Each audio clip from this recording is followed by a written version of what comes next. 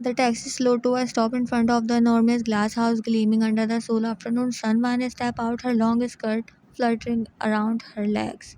Her suitcase bumping along behind her, she glanced up at the house she had grown up in, exhaling a small sign of relief. Home, even just for a few days, she thought. One was beautiful in a way that always made people look twice. Silky hair, sharp eyes, a mouth that could cut you with savage honesty or curve in the warmest smile. She was bold but respectful, raised to value her family and her name. She had never dated anyone in her life until a few weeks ago. A polite, too good to be man named Sujin, the senior student in her campus, came into her life.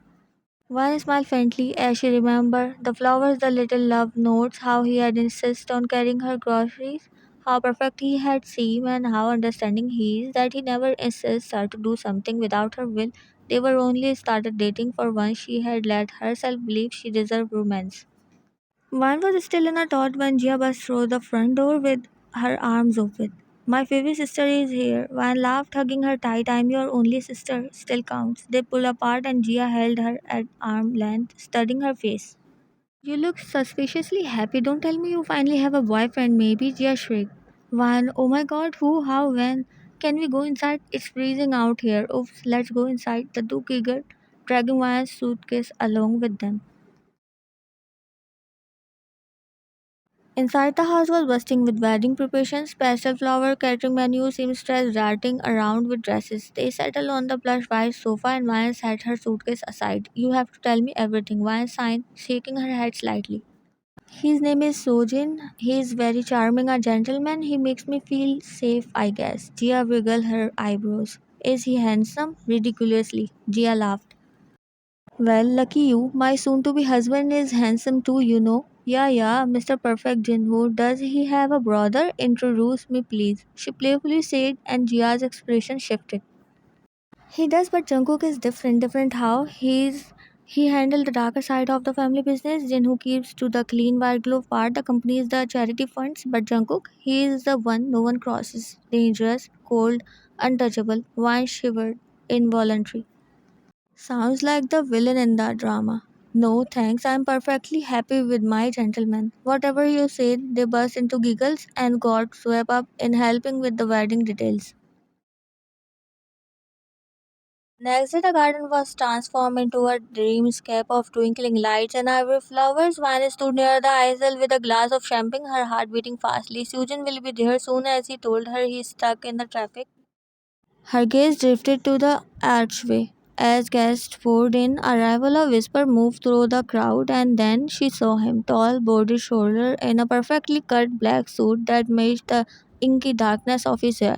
Tattoos peeking out under his cuffs. His expression was smooth as glass, but his eyes, those eyes were sharp and phantomless, flicking over the crowd like a predator. She didn't know him, she never saw him, but she felt a strong pull towards him. She didn't know why. He greeted Jinhu with a short nod. When he turned, his gaze collided with Vine's, her heart caught in her throat. He didn't look away, didn't blink, just stared as if she were the only person in that garden. Her stomach fluttered so hard it almost hurt. Then, mercifully, he turned to speak with someone and Maya sobbed in a shaky breath. Get it together, you have a boyfriend, she whispered to herself and then spotted Susan approaching with all smiles and sweetness, and she forced herself to smile back, but something in her chest still felt tight like Jungkook's gaze had left a mark. Hour later, Vian stood with Jia near the altar, arranging the train of her sister's gown. Music swelled in, who was smiling, his eyes warm. For a moment, Vian almost believed in happy endings. Then her phone buzzed, but she ignored it. It buzzed again, and finally she slipped from her clutch, trying not to draw attention. The messages were from her friend and roommate Hygiene. Wine, I swear I'm not trying to ruin your day, but you have to see this. A photo Susan on a rooftop bar, his hand on a girl's waist, his mouth pressed to her cheek. Wine's air roared, her chest squeezed so tight she thought she will pass out. Gia noticed her frozen expression. What is it? Nothing. Her voice came out strangled. You are pale. What happened? Wine's phone buzzed again. He's been lying for weeks. I didn't know how to tell you, so I followed him when you left. Van lifted her eyes and across the garden she spotted Susan standing at the bar, chatting, laughing like nothing was wrong. Vine swallowed hard. Vine, I will be right back. Why don't? She tried to stop her, but Vine was already moving.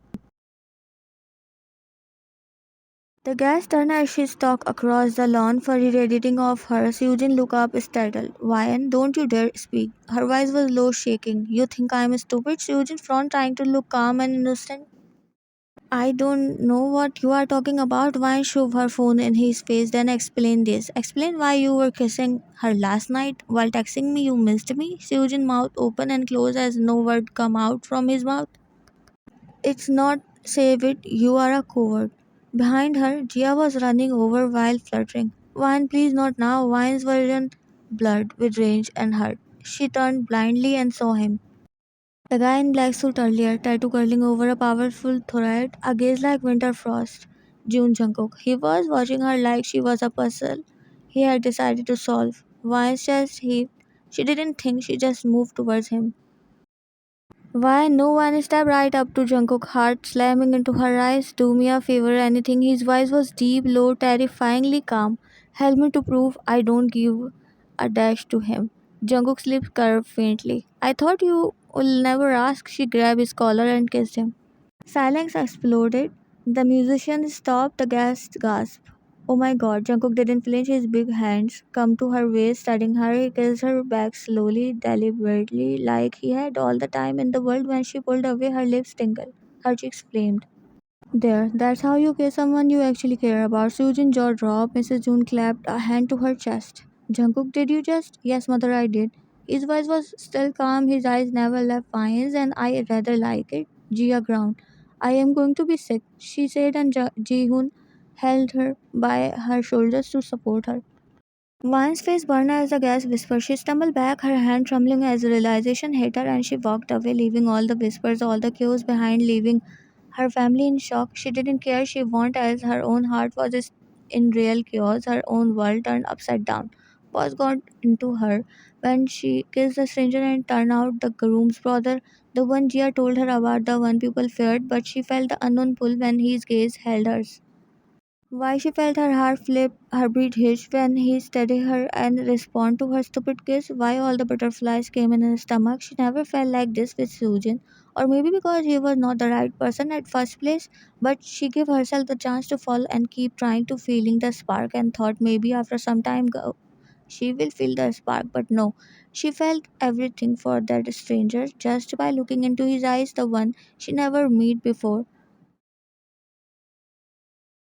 Wedding almost come to an end. Successfully, guests were returned back to their homes. Only Vines and Jungkook's family left while Vine stood under the garden lights, gripping the edge of the pillar for balance. The memory of Jungkook, his voice, the way he looked at her, like he saw right through her, it kept echoing in her chest again and again. Her fingertips grazed her lip that were still tingling. She didn't know what this was, but it wasn't fair. Why do I feel like this? She mumbled to herself.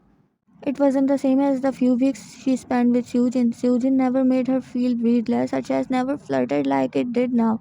She never blushed around him, never felt that electricity or heat curling in her stomach when their eyes met. But Jungkook had not even held her for long, and yet he had lit her on fire. I kissed a literal mafia king in front of everyone, and I'm standing here crushing on him. She whispered and covered her face. What the hell is wrong with me? She turned sharply to see her parents storming towards her, both visibly panicked. You kissed him in public? Are you insane? Do you even know who that was? That was Jung Jungkook, Jihoon's brother, the one who owns half of Seoul Underworld. Wang blinked across her arm, completely unfazed. Yes, I know, and I didn't know him before. She tilted her head innocently. Is this where I am supposed to cry or beg for forgiveness or something? Her mother gasped. Why? What? I'm just saying I kissed a man who is gorgeous, rich, and terrifying, and the earth didn't collapse. Relax. You are making a joke. You are not even afraid.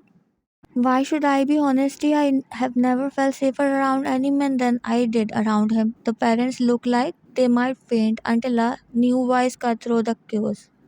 Well, I'm impressed. The Min family froze. Jungkook's parents stepped into the scene. Mrs. June had a knowing smile on her face while Mr. June's arms were crossed, but his eyes were sparkling.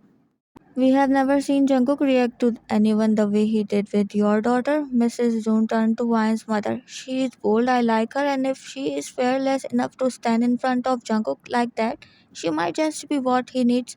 Vine's eyes widened, her mom blinked. We always thought Jia will be the lucky one to bring joy into our family, but it looks like we are getting a second daughter in law too. Wait, daughter in law, of course. That kiss wasn't just a kiss, that was a claim. Vine looked like she wanted to vanish into the soil. Jia came running again, looking between them all with a manic laugh, like she was now enjoying the drama.